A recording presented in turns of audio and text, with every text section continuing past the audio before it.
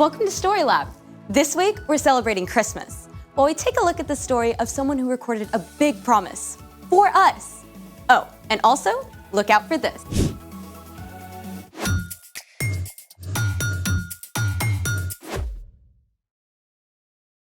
Skylar.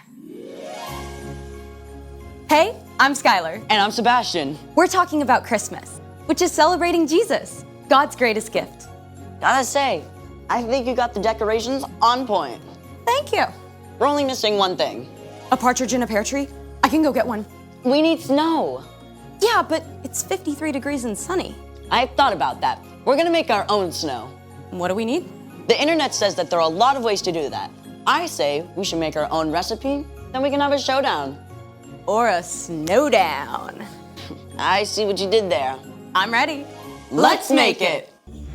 For our first DIY snow, you just need 2 ingredients, cornstarch and lotion. Step 1, dump all the cornstarch in the bowl.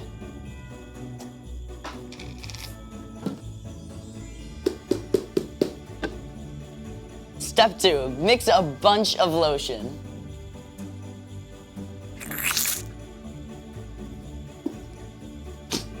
I think we got everything. Now listen closely, because the next part is extremely complex and technical. Just squish it. Wait, that's it? Yeah, I mean, you just have to mix it up for the perfect consistency for a big, fat snowball coming right at you. Ta-da! Not bad. It's snow good. But mine will be snow much better.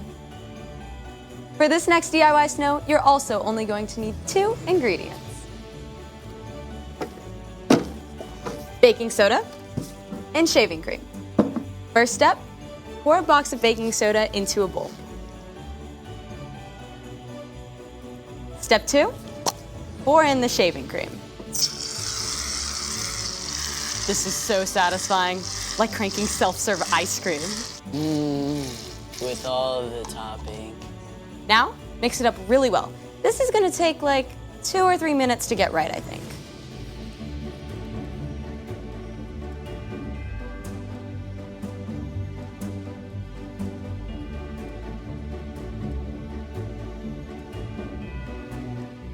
Now this is superior snowball snow right here.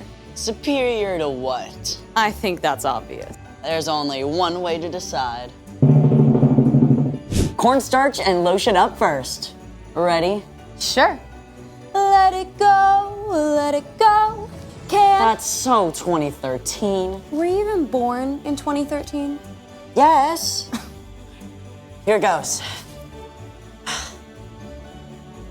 It moves. That's right. 3, 2, 1. Ooh, let's see that again.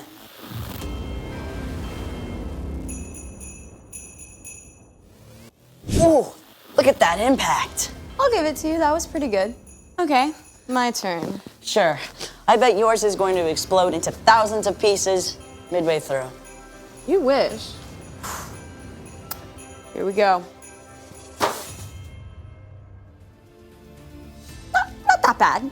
I think we should try them side by side. Yeah, let's try that. All right. Okay. You got one? Yep. Okay, ready? 3, 2, 1. Okay, I'll give it to you. Cornstarch and lotion, but only because your throw was better than mine. I'll take it, I'll take it. That was awesome. Can we do it again? Absolutely. But first, let's get ready for... The story before the story. Today, we're in the 23rd book of the Old Testament, Isaiah. In the beginning, out of love, God made an amazing world. But when people turned away from God, the world was broken. God made a plan to bless the whole world through Abraham's family, the Israelites. But over and over, God's people would run to God and then pull away, just like a yo-yo. After King David's son Solomon, the kingdom of Israel was split into 2 nations. During this time, God spoke through prophets to encourage them to turn their hearts back to God and to tell them about the rescuer God would send. One of these prophets was a man named Isaiah, which is where our story starts. Take it away. Hey, everybody! Hey, Erica. Isaiah lived more than 700 years before Jesus. And get this, his name means the Lord saves us. Think about that. Even Isaiah's name pointed to God's plan to save the Israelites and the whole world. Isaiah was a prophet, someone who listens to God and then shares truth from God with other people.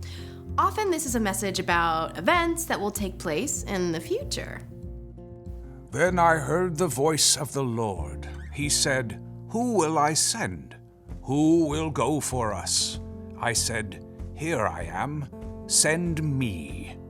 Isaiah lived in Jerusalem. Though Jerusalem was still free, the northern part of Israel had been conquered by the Assyrians.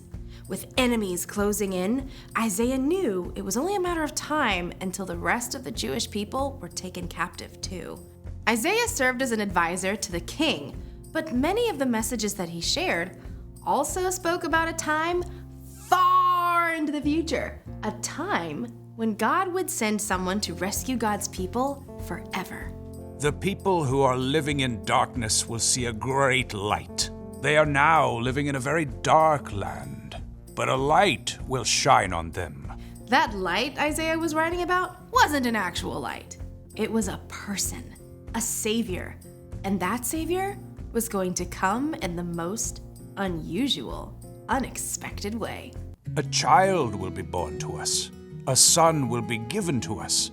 He will rule over us, and he will be called Wonderful Advisor and Mighty God. He will also be called Father who lives forever and Prince who brings peace. Isaiah wrote that a savior would come as a baby. Now, remember, this is over 700 years before Jesus was born. Let's take a look at what Isaiah said would be true of the savior God would send. Spoiler alert, we know the savior or rescuer is Jesus. Wonderful advisor. That's true, right? When we aren't sure what to do, Jesus directs and guides us. He knows exactly what we need. Even when we face the most difficult challenges, we can always trust him to lead us in the right direction. Now consider mighty God. Jesus is stronger and more powerful than any earthly king. Just think of the amazing things that Jesus did. He made people who were blind see and healed people of all kinds of sickness. He turned one small lunch of bread and fish into a feast for thousands of people. And when he spoke to a storm, it listened and stopped right away. Father who lives forever. Jesus will live and reign forever. He was with God in the beginning, and he'll never leave us. Like a good father, he provides everything that we need. He always wants to spend time with us and delights in us, even before we do anything for him. Prince who brings peace. When people turned from God, the world was broken. When Jesus laid down his life for us and rose again, he made peace between people and God. When we believe in Jesus and follow him, our relationship with God is restored. We can have life forever with God. In the end, Jesus will bring an end to all conflict and all wars, and in Jesus, everything that is broken will be made whole. These are amazing promises! But Isaiah wasn't finished with his picture of the rescuer God was going to send. There will be no limit to how great his authority is. The peace he brings will never end. He will rule on David's throne and over his kingdom. He will make the kingdom strong and secure. His rule will be based on what is fair and right. It will last forever. The Lord's great love will make sure that happens. He rules over all. From the very beginning, God had a plan to rescue the Israelites, right? Even when things seemed dark and hopeless, God was making a way, not just for the Jewish people, but for all of us to be saved. And it would all depend on a tiny, helpless baby. But that's a story for next time. Mind blown. I mean, it's incredible how everything came together. God's always at work, even when we don't see it. So, what's our part in this story? Glad you asked. Well, just like for the Israelites during the time of Isaiah, things can look pretty dark. We hear about terrible things happening all over the world all the time. And there are probably some things going on in your own life that don't make sense either. Maybe your best friend is moving away, or your mom just lost her job and you can tell your parents are really worried. Yeah, or you might be like my friend, where she has a condition where she has to go into the hospital every month for treatment. It's tough, and none of these things seem to make sense. But even when you can't see the way forward, remember that Jesus is our wonderful advisor. Our mighty God and Father who reigns forever. Our Prince of Peace. Exactly, and you can trust that God has a plan, and that in the end, everything that's wrong and confusing will be made right. Now that's something to celebrate. For sure. I'll see y'all next time. Bye, Erica. So here's the thing. God always has a plan. I have a plan for the rest of this snow. Hey! Thanks for joining us in the Story Lab. See you next time.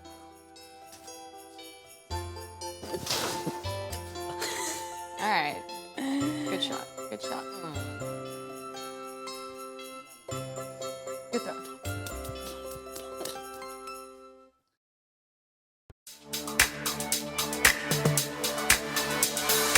So